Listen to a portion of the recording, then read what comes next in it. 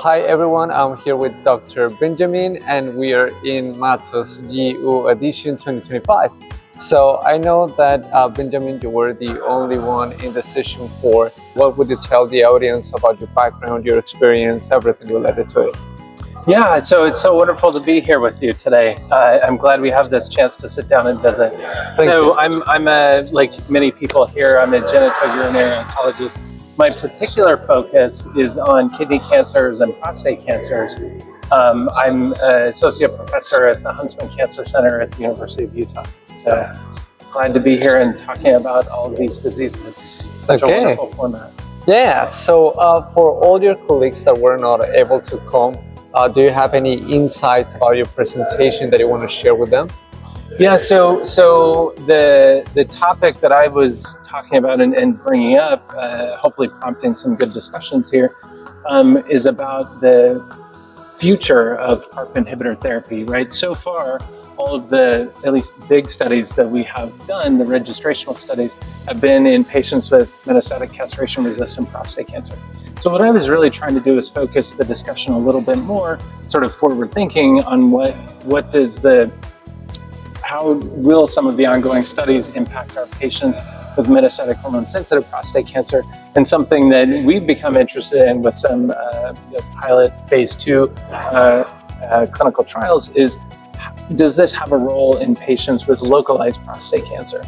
Locally advanced prostate cancer, with or without DNA repair defects. I think this is really particularly important as you think about the conversation around synergy, right? The idea of synergy is really what's driven these trials and the trial design.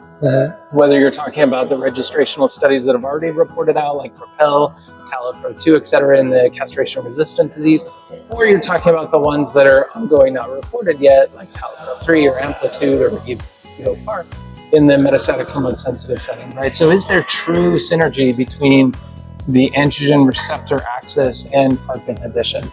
I think with the BRCA study that was presented by Maughan recently, and Niraj Agarwal, a good friend of mine, recently presenting the results of CALIPRO-2, I think particularly with those two data sets, I'm convinced that there is, for a lot of patients, synergy.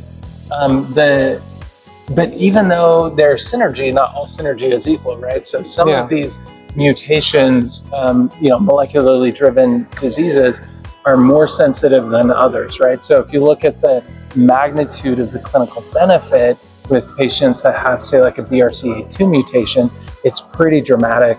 If you look at the patients with, wild type, if you will, or the biomarker negative population, at least in CALIPRO-2, the patients, those patients did seem to have a benefit as measured by both PFS and OS, but it wasn't as significant as patients with BRCA. So even though there's synergy, it's still different magnitudes between them. And I think this really plays into, should we be doing biomarker selected trials? Like, even if you agree with me that there is synergy, should we be doing biomarker selected trials in localized prostate cancer? Or, because, some of those patients are going to be cured with radiation and hormone therapy alone, should we be doing, biomarker selected trials really because we need to see a bigger magnitude of effect to really translate into some clinical difference there?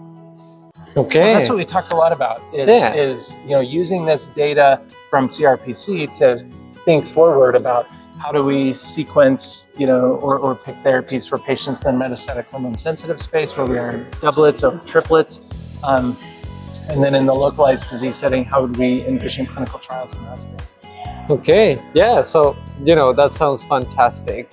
So just one last question.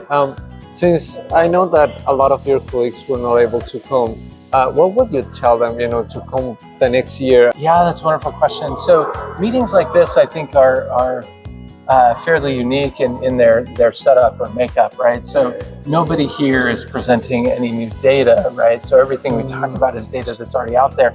And the selected group of people that are here are very facile with that information. So really, when I'm presenting, that topic, for instance, it's not to educate everyone, but it's really just to sort of level set, okay, this is what we're talking about, sort of refresh in everyone's mind, this is the data, and then have a robust discussion about it. So what I really like about the setup of meetings like this is, relatively short presentations followed by a fairly lengthy time block where we can have robust, detailed discussions. And that really helps foster a lot of, collaborations, generation of new ideas. So like if we're talking and discussing this, maybe we'll collaborate and do a joint project together. Maybe we won't, but even that conversation will prompt me, or it's going to prompt you to think about some new, areas of research. So it's just a wonderful moment to like block out my time and say, for this amount of time, I get to just visit with a lot of friends and colleagues and debate and discuss the literature to really figure out how best can I move forward with my research career. So I find them very thought-provoking and wonderful. Thank you, Dr. Benjamin, for this time, and for everyone that is watching. We hope to see you the next year. Well, thank you. It was wonderful being here.